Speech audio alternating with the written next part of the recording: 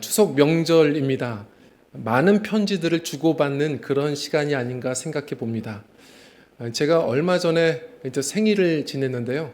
생일이 되었을 때 제 책상 위에다가 저희 막내 딸이 이렇게 손편지를 써서 올려놨더라고요. 첫째 딸은 뭐 하는지 모르겠습니다. 막내 딸이 이렇게 써놨는데 얘도 제가 보니까 엄마 강요에 못 이겨서 쓴 것 같아요. 왜냐하면 편지가 작은 엽서입니다. 그런데 그 엽서 안에 내용은 더 작게 써져 있어요. 사랑하는 아빠에게 해놓고 내용은 뭐였냐면 모든 게 감사해요. 이게 답니다. 이게 편지입니다. 그런데도 저는 또 흐뭇하게 보면서 편지 잘 썼다 생각했어요. 편지는 짧아도 이 형식이 있으면 됩니다. 수신자 이름을 쓰고 예를 들어서 뭐 친애하는, 존경하는, 사랑하는 누구에게 쓰고 그리고 안부의 인사를 먼저 나누면 됩니다. 그리고 나서 또 내용이 있으면 그 다음에 좀 더 쓰면 되는 것이죠. 편지는 늘 그런 겁니다. 사실 성경 안에 있는 신약 성경에 많은 편지들이 있습니다. 바울이 쓴 편지가 이제 대부분이거든요. 바울 서신서. 그리고 요한의 이름으로 써진 요한의 편지, 요한 서신이 있고 베드로가 쓴 베드로의 편지도 있습니다. 그런데 이 고대에서도 편지를 쓸 때는 똑같았습니다. 아무리 짧아도 항상 시작할 때에 그 수신자 이름과 그리고 안부 인사부터 시작하는 겁니다. 그래서 1절을 보면 다 이래요. 베드로전서 1장 1절을 보면 흩어진 나그네들에게 편지하노니. 요한도 마찬가지였습니다. 요한 3서 세 번째 편지를 보면 가이오 곧 내가 참으로 사랑하는 자에게 편지하노라. 이렇게 편지는 시작되는 겁니다. 그런데 뭐가 그렇게 급했을까요? 요한이 첫 번째 편지를 쓸 때, 요한 1서를 쓸 때에는 1절 말씀에 이런 내용들이 다 생략되어 있습니다. 아주 다급했던 것 같습니다. 편지를 이렇게 쓴 적은 없습니다. 우리 1절 말씀, 오늘의 본문 말씀 1절입니다. 한번 읽어보겠습니다. 시작. 태초부터 있는 생명의 말씀에 관하여는 우리가 들은 바요, 눈으로 본 바요, 자세히 보고 우리의 손으로 만진 바라. 아멘. 지금 요한은 요한복음을 썼을 때처럼 비슷하게는 시작합니다. 요한복음 1장 1절 어떻게 시작되죠? 태초에 말씀이 계시니라. 이 말씀이 하나님과 함께 계셨으니 이 말씀이 곧 하나님이심이라. 비슷하게 시작을 합니다. 그런데 이건 편지여야 하거든요. 태초부터. 자, 그리고 나서 조금 다르게 내용을 막 쓰기 시작합니다. 많이 다급했던 것 같습니다. 왜 이랬을까요? 요한이 첫 번째 편지를 썼을 때의 시간이 언제냐면 짐작할 때 주후 80년대경 말 혹은 90년대경 초 이렇게 짐작합니다. 그때가 언제냐고요? 이제 예수님께서 또 복음을 나누시고 그리고 제자들을 통해서 이제 교회들이 세워진 다음에 시간이 좀 흘렀습니다. 80년대경 말 90년대경 초 그때는 언제냐? 사도 요한이 외로울 때입니다. 예수님께 많은 말씀을 들었던 걸어다니는 성경들, 친히 교육받았던 그 사도들, 제자들이, 그 동료들이 다 순교됐습니다. 다시 말해 교회들은 세워졌고 지금 복음은 갈수록 확장되고 있는데 복음을 나누어야 될 신약 성경도 아직 정립이 되지 않았던 이때에 지금 복음을 나눠야 될 이 동료들이 사라졌습니다. 자, 문제가 생겼습니다. 복음은 계속 확장됩니다. 헬라 세계까지 이 복음은 계속 잘 전해졌어요. 그러다 보니까 저 헬라 세계에서 헬라 사상을 갖고 있는 사람들이 복음을 들었는데 성경을 가져다가 자기들 식대로 자기 철학대로 해석하기 시작했습니다. 그래서 바로 이 고대 이단 영지주의가 시작되었던 겁니다. 영지주의가 뭐냐면 헬라의 사상의 틀대로 기독교 복음을 마구 해석한 겁니다. 좀 간단하게, 어렵지만 간단하게 설명을 드리자면 헬라 사상이 어떻습니까? 기본적으로 영은 선하고 육은 상대적으로 열등하거나 악한 것으로 얘기합니다. 그리고 눈에 보이지 않은 세계가 진실되고 이데아의 세계가 있고, 그리고 우리가 보이는 이 세계는 열등하고 악한 것이라고 말하는 겁니다. 그런 틀이 있다 보니까 기독교 복음을 딱 듣고 나서 그들이 마음대로 해석합니다. 어떻게? 기독교 신앙은 그냥 생각하는 신앙이고 감정의 종교이지 삶은 없어. 삶은 불필요해. 이 세상에서의 삶은 별로 중요하지 않아. 이 다음 가야 될 어떤 다른 세계가 있어. 비슷한 것 같지만 기독교 복음이 아닙니다. 그리고 얘기하죠. 기독교 신앙은 예수님을 믿는 건데 예수님은 실체가 없어. 그냥 영적인 존재야. 관상하면서 예수님을 묵상하는 거지 예수님은 그런 분이 아니야. 예수님이 육체로 부활해? 육체는 열등한 건데 예수님은 그러지 않아. 영으로 그냥 존재하는 거고 제자들이 본 건 다 환상일 뿐이야. 이렇게 지금 헬라 세계에서 복음을 자기들 식대로 맘대로 요리하기 시작했습니다. 이단이 막 시작된 거예요. 다급했던 요한이 그래서 빨리 기독교 신앙이 뭔지를 얘기하는 겁니다. 요한복음은 예수님을 모르는 자들에게 그 구원이 무엇인지를 알려준 거라면 요한서신서는 지금 우리에게 필요한 거예요. 이미 복음을 받아들였는데 내 마음대로 세상 방식대로 함부로 믿는 우리들에게 지금 다시 복음이 뭔지 복음의 진수를 알려주는 게 요한서신입니다. 그래서 오늘의 1절 말씀이 이해가 되시죠? 이제 이해가 되시죠? 신앙이 뭐냐? 영생, 생명, 그것은 곧 예수님이야. 다시 말해 기독교 신앙은 그냥 생각하고 감정 갖는 게 아니라 우리가 들은 바고 눈으로 본 바고 손으로 만진 바야. 다시 말해 예수님은 살아계셔. 그 예수님과 사귀며 사는 것, 교제하며 사는 게 기독교야. 지금 그것을 요한은 계속 성토하면서 얘기하는 겁니다. 성도님들, 우리가 지금 그러나 똑같은 실수하며 사는 건 아닐까요? 지금 성도님들에게 신앙은 무엇입니까? 신앙은 무엇이냐? 함께 읽겠습니다. 시작. 생명의 말씀은 경험하는 것이다. 우리는 생명 얘기합니다. 말씀 얘기합니다. 그런데 항상 성경 공부로 그칩니다.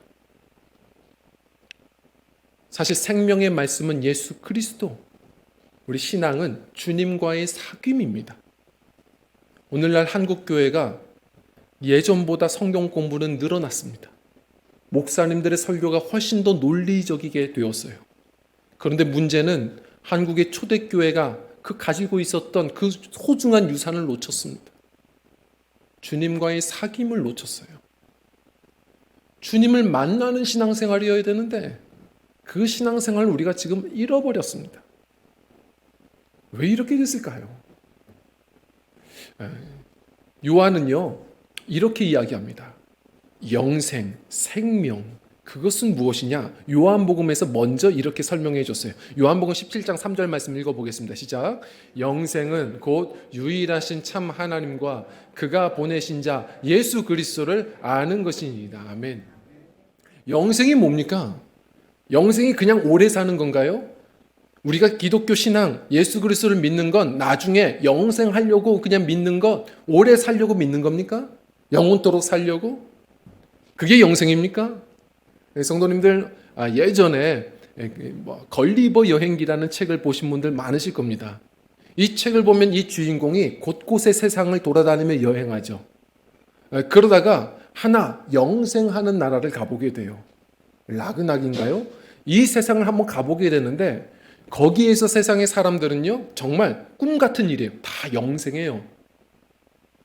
근데 거기서 살고 싶었을까요? 아니에요. 점점 나이는 들고 병들고 젊은이들은 무시하는데 죽지만 않는 거예요. 그 세상에서의 사람들의 소원은 딱 하나였어요. 제발 죽는 것. 성도님들, 우리가 생각하는 영생은 뭡니까?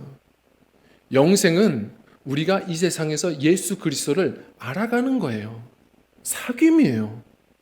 사실 그것이 없다면 어떤 즐거움이 있겠어요? 우리가 저 영원한 세상에서 영원토록 주님과 즐거이 사귀어 살다 보니까 행복한 거지, 그저 오래 사는 거? 그게 무슨 즐거움입니까? 영생은 그 주님을 알아가는 것이고 사귀는 거예요. 자, 여기서도 이 말씀을 오해하시는 분들이 많더라고요. 영생은 그 예수 그리스도를 아는 것이니이다. 그랬더니 머리로 아는 것인 줄 아시는 분들이 있어요. 아니에요. 성경에서 안다라는 말은 굉장히 많이 나오는데, 이 기노스코라는 말, 그리고 특히 구약 성경에서는 이 야다라고 하는데요, 이 안다라는 말은 부부관계에서 쓰는 말이에요. 부부관계에서. 예를 들어서 저는 결혼하기 전에도 저희 아내를 알았습니다. 같이 교회에서 일을 하시는 한 선생님 동생이라서 정보를 다 들었어요. 얘기를 많이 들었습니다. 그리고 또 보게 되고 만나게 되고 교제를 시작하면서도 또 더 많이 알았죠. 그래서 많이 안다고 생각하고 결혼을 했습니다. 결혼을 했더니 그 여자가 아니었습니다. 성도님들, 아마 그분도 그랬을 거예요. 그놈이 아니었을 겁니다. 한 청년이 지나가는 말로 얘기하는 걸 들었어요. 한 2년은 데이트를 해봐야 사람을 알 것 같다고. 그래서 권면해 줬습니다. 2년이 아니라 20년을 만나도 모른다. 연애할 때 아는 것은 다가 아니다. 그냥 적당히 알았으면 믿음 가지고 결혼해라. 얘기해 줬습니다. 결혼을 해야 그 내밀한 관계 속에서 더 알아가는 알미 있는 겁니다. 지금 예수님을 아는 것은 그런 겁니다. 적당히 아는 게 아니라 우리 신랑 되시는 예수님과 깊이 사귐이 있는 것. 그럴 때에 나중에 우리가 죽어서만 가는 게 아니라 우리가 이 땅에서도 우리가 부르는 찬송가처럼 영생을 맛보며 주 안에 살리라. 오늘 우리가 읽는 성경 말씀처럼 그 영생의 기쁨을 이곳에서도 맛보며 사는 겁니다. 왜 나중에 죽고 나서의 보험 드시려고 신앙생활 하십니까? 여기서부터 주님과의 기쁨 있는 사귐이 시작되셔야 됩니다. 우리가 이걸 많이 놓쳤습니다. 어떻게 하면 이 사귐을 누릴까요? 기억하십시오. 교회는 다른 축복을 받은 곳이 아닙니다. 함께 읽겠습니다. 시작. 교회는 사귐의 축복을 얻었습니다. 이 축복을 놓치지 마십시오. 자, 이 사귐으로 우리가 나아가려면 먼저 하셔야 될 일이 있어요. 빛으로 나아가셔야 합니다. 오늘 6절 말씀은 이야기합니다. 6절 7절을 읽어보겠습니다. 시작. 만일 우리가 하나님과 사귐이 있다고 하고 어둠에 행하면 거짓말을 하고 진리를 행하지 아니함 이거니와 그가 빛 가운데 계신 것 같이 우리도 빛 가운데 행하면 우리가 서로 사귐이 있고 그 아들 예수의 피가 우리를 모든 죄에서 깨끗하게 하실 것이요. 아멘. 자, 어떻게 해요? 빛 가운데 나아가셔야 됩니다. 우리 주님이 빛이 되세요. 그분께 나아가야 합니다. 제가 언젠가 금요일 날에도 잠시 나눴지만 좀 기사를 보고 놀랬거든요. 속초 해수욕장이 완전히 변했습니다. 갑자기 쓰레기가 사라졌어요. 이렇게 휴가철에는 속초 해수욕장에 쓰레기가 얼마나 나온지 아십니까? 좀 놀랐습니다. 하루에 3.5톤이 나온답니다. 대단히 많은 쓰레기 양이죠. 그런데 중요한 건 이게 싹 사라졌어요. 이유는 경찰들을 풀어놔서가 아닙니다. 어떤 다른 방법이 아니라 그냥 축구장에서 쓰는 이런 스탠드를, 조명 스탠드 2대를 크게 설치를 해놔서 그냥 해변을 비춰버렸습니다. 명목으로는 야간에도 수용해도 됩니다. 야간 수용을 이렇게 허용하면서 2대를 설치해놨죠. 그랬더니 이 비싼 돈을 들여서 조명을 설치했느냐 사람들이 얘기했지만 훨씬 더 돈 벌었습니다. 쓰레기가 사라졌어요. 인력들을 많이 풀어놓지 않아도 됩니다. 다른 것도 없었습니다. 그냥 불을 밝혔어요. 불을 밝혔더니 한 반 정도로 쓰레기가 줄었고, 그것도 그 환경 정리를 하시는 분들이 얘기를 해요. 해변에 그렇게 많던 유리병과 비닐봉지가 사라졌다는 거예요. 다들 쓰레기통에다 갖다 놓는다고 합니다. 사람이 그렇습니다. 사람의 마음이 얼마나 어두운지 어두움을 만나면 마음껏 그 어두움을 분출하며 삽니다. 사람이 그래요. 죄성이 얼마나 많은지 아십니까? 77년에 가장 지성의 도시라고 하는 뉴욕에서 무슨 일이 있었죠? 사람들이 유리창 깨고 다들 도둑질하고 폭동이 일어났어요. 이유는 딱 하나였습니다. 하루 종일 정전이 났거든요. 사람이 어둠을 만나면 이게 막 올라옵니다. 성도님들, 그래서 우리가 해야 할 일은 자꾸 빛으로 나아가야 돼요.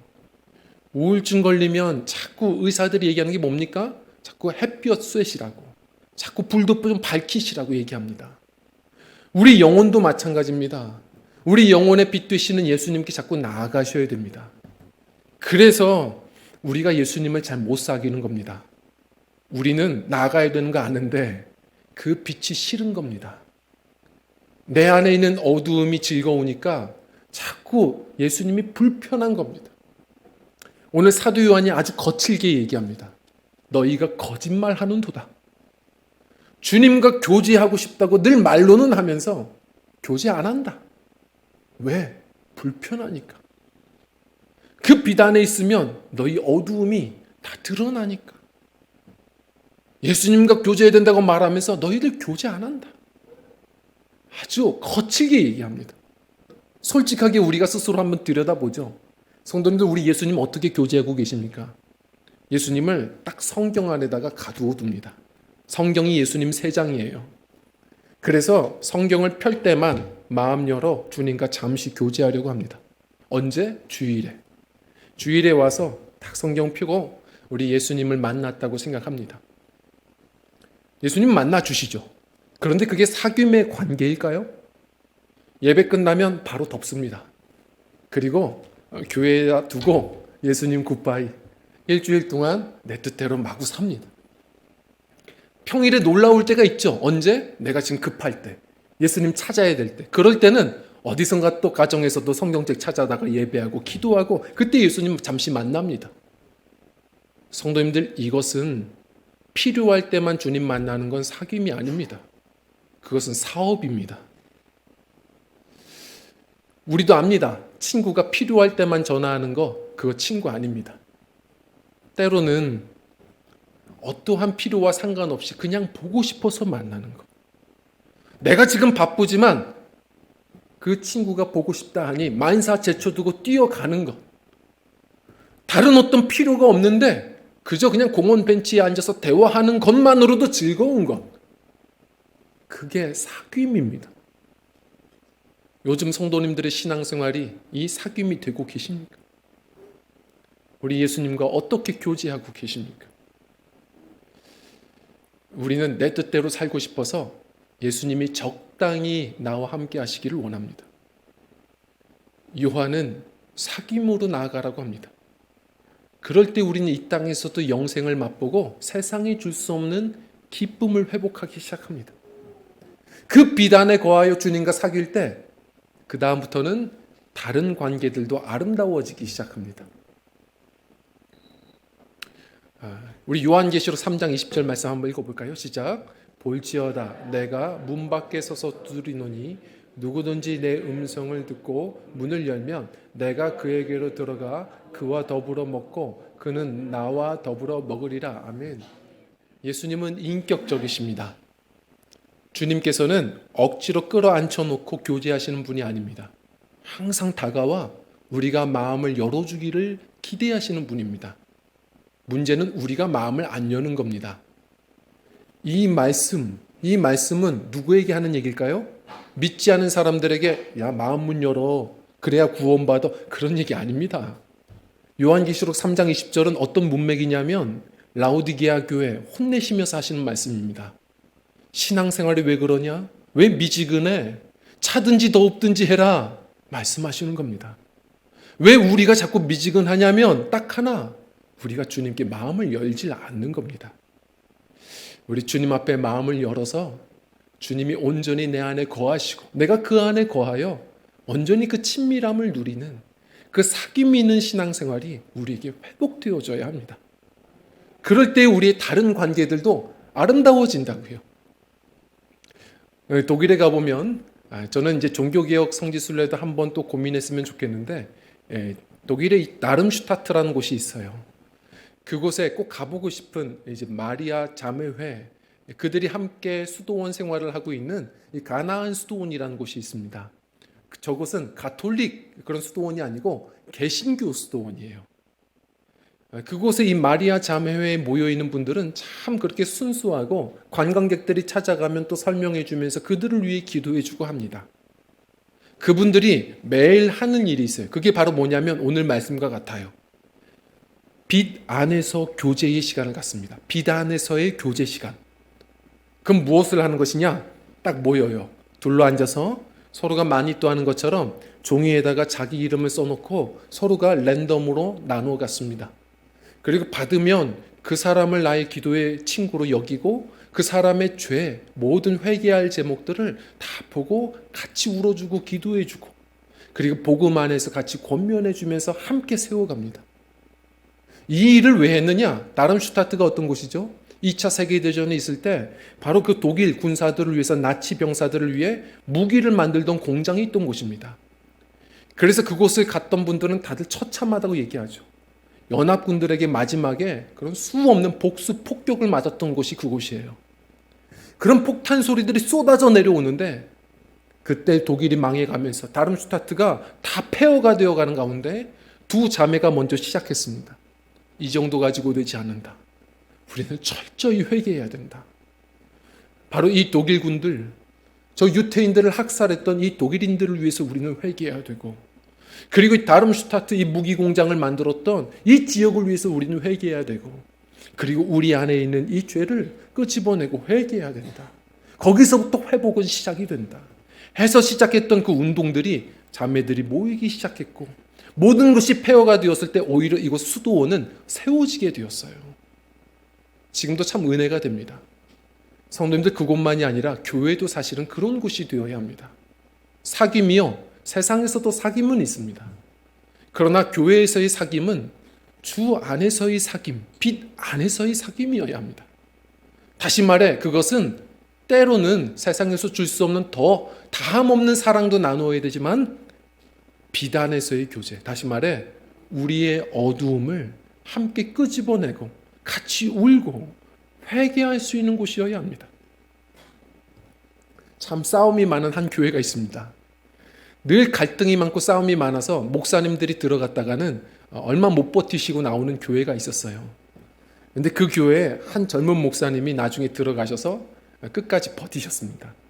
어떻게 버텨내셨을까? 어떻게 목회해서 거기서 성공하셨을까? 한 분이 좀 신기해서 그 지역 상인에게 물어봤습니다. 저 교회 다니십니까?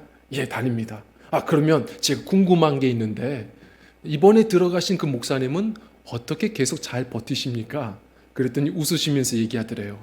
예, 서로 잘 만났으니까요. 예, 서로 잘 만난 게 뭡니까? 예, 그 목사님이 처음 오시더니 첫 번째로 했던 설교가 서로 잘 만났습니다 였습니다. 그게 무슨 내용입니까? 예, 그 목사님이 처음에 엉뚱하게 이렇게 얘기하시기 시작했습니다. 여러분들, 요즘에 성도들이 양이라고요? 양이 어디 있습니까? 다 일이고 늑대입니다. 다 서로 물어뜯으려고 하고 다들 그렇게 늑대들만 남았고 얼마 남지 않던 착한 양들도 다 잡아먹히고 교회에 지금 양들은 없습니다. 지금 교회는 다 성도들 양 다 늑대고 이리떼입니다. 그리고 목사도 마찬가지입니다. 선한 목자가 어디 있습니까? 요즘의 목사들은 다 사꾼들입니다. 저도 마찬가지입니다. 남아있던 선한 목자는 다 사꾼에게 밀렸고 지금 버티고 있는 건 다 사꾼들입니다. 성도님들 우리가 서로 그렇게 생각하면 좋을 것 같습니다. 저도 우리 성도님들 보면서 야, 요즘에는 성도들 다 늑대들인데 이 늑대분은 참 그래도 괜찮네? 그래도 많이 순해지셨네? 많이 성장하셨네? 저는 그렇게 여기겠습니다. 저도 그렇게 봐주십시오. 다 요즘에 사꾼밖에 없는데 이번에 들어온 사꾼은 좀 괜찮네? 이번 목사님은 좀 그래도 낫네? 여겨주시면 제가 힘을 내서 좀 더 노력하는 사꾼 되겠습니다. 너무 솔직하게 그렇게 얘기를 했더니 오히려 성도들이 처음 긴장하다가 빵 터져버렸고 마음을 열어버렸어요. 성도님들, 우리 한번 스스로 들여다봐야 됩니다. 우리는 체면을 차리고 척하지만 사람 마음 안에 무슨 그렇게 빛이 있습니까? 예수님 없으면 우리는 다 어둠이에요. 그래서 주님께서 늘 우리에게 하시는 말씀은 너희들 가스불 점검해라, 형광등 빛 점검해라, 그런 말 안 했어요. 네 속에 있는 빛을 점검해라. 예수님 있는지를 점검하셔야 돼요. 우린 다 어둠입니다. 누가 누구를 뭐라고 합니까? 우리 세상에서는 부끄러우니까 화장으로 좀 변장도 하고 이런저런 스펙으로 우리가 좀 무장도 하며 살지만 적어도 가정과 교회라면 주님 안에서 솔직하게 다 내려놓고 우리가 있는 그대로 교제하고 때로는 우리 안에 있는 어둠까지도 드러내어 놓고 함께 울고 기도하는 그리스도의 몸된 공동체가 되어야 되지 않겠습니까? 에베소서 말씀에는 교회가 무엇이냐 이렇게 우리에게 이야기합니다. 우리 한번 좀 읽어볼까요? 시작. 교회는 그리스도의 몸이요 만물 안에서 만물을 충만하게 하시는 분의 충만입니다. 아멘. 언젠가 한 정치인, 젊은 정치인이 그런 얘기를 했죠. 양두구육인가요? 양 머리를 걸고 개 고기를 판다. 이런 말들로 정치권이 한번 시끄러웠어요. 저는 뭐 거기에 대해서 다른 얘기를 할 것도 없고 뭐 우리가 정치 얘기를 하자는 것도 아닌데 저는 그 얘기를 신문 기사로 보면서 교회가 떠오릅니다. 요즘에 우리가 그러지 않나? 교회는 그리스도의 이름을 걸어놔요. 그런데 에베소서 말씀처럼 교회는 다른 게 아니라 그리스도가 나타나야 돼요. 누가 찾아오면 그리스도가 소개되어져야 되고 그리스도의 복음이 나눠져야 돼요. 우리는 그런 그리스도의 교회인가 돌아봐야 합니다. 우리는 그리스도의 몸으로 부름받았어요. 성도님들 권면드립니다. 우리는 구원받기 위하여 부름받았지만 기억하십시오. 교회로 부름받은 거예요. 나 혼자가 아니라 이제 부름받았다면 그 사랑으로 하나 되어가는 사람들이 되어야 합니다. 한 몸이 되어야 되는데 그러나 다시 얘기합니다. 복음 안에서 하나 되어야 합니다. 진리의 비단에서 사귀어야 돼요. 그냥 겉핥기의 사귐이 아니라 그건 세상도 합니다. 가끔은 나부터 우리 한번 우리 안에 있는 어둠도 좀 끄집어내고 회개할 것 회개하고 같이 울어주면서 우리 안에 우리 그리스도의 빛이 충만해지도록 우리 안에 그리스도의 빛으로 가득해지도록 우리 함께 서로 권면하며 세워가는 그런 몸된 교회가 되어야 할 줄 믿습니다. 요 밑으로 내려가 보니까 헬스장이 있어요. 우리 청년분들이 열심히 거기서 헬스장에서 운동도 하고 우리 전도사님 열심히 하시고 자꾸 저에게 권면을 해서 제가 늘 도망치고 있는데 헬스장 가만히 보면 관심은 있어요. 이 헬스장이 가만 보니까 교회와 비슷한 게 좀 있더라고요. 거기도 몸을 세우는 곳 아닙니까? 건강한 몸을 이루는 곳. 교회도 우리가 하나의 그리스도의 몸이라면 비슷해야 되는 것 같아요. 두 가지는 체크하자고요. 하나는 뭐냐면 헬스장처럼 인바디 체크하셔야 돼요. 우리의 사귐 가운데 이 몸 가운데 예수님이 계신가? 정말 진리의 빛이 있는가? 우리는 그거 점검해야 돼요. 그리고 또 하나 버디 빌딩이 되셔야 돼요. 우리가 함께 지체로 부름받았는데 누구 하나 떨어지지 않고 같이 세워져 가고 있는가? 우리는 봐야 합니다. 그리스도의 몸으로 부름받았기 때문에 그렇습니다. 한 선교사님이 한국에 오랜만에 오시면서 서울 야경을 보시고 이렇게 한숨을 지으시더라고요. 이렇게 보세요. 야경 어디서나 봐도 이런 모습 아닙니까? 빨간 십자가가 가득해요. 야, 은혜롭다 그렇게 얘기 안 하고 공동묘지 같다 얘기하시는 거예요. 요즘에 한국교회의 모습 때문에 더 그러신 것 같아요. 성도님들, 우리가 그렇지 않나요? 교회는 이렇게 많은 십자가가 자랑되는 곳이 아니에요. 건물이 자랑되는 곳이 아닙니다. 교회는 무엇보다도 바로 예수 믿은 사람들이 하나 되어가는 사귐이, 이 사귐의 공동체가 교회요? 그것이 자랑입니다. 성도님들, 이 사귐의 축복을 우리가 회복하며 살아가는 은혜가 있었으면 좋겠습니다. 명절입니다. 우리 성도님들이 섬기시는 각 가정도 작은 교회입니다. 그리고 함께 모이는 우리 드림 공동체가 또한 부르심의 교회입니다. 무엇보다도 우리가 이 사귐을 놓친 것은 아닌가 우리가 깨닫고 하나님 오늘 말씀처럼 이 요한의 이 마음처럼 우리도 다급합니다. 혹시 잃어버린 거 아닙니까?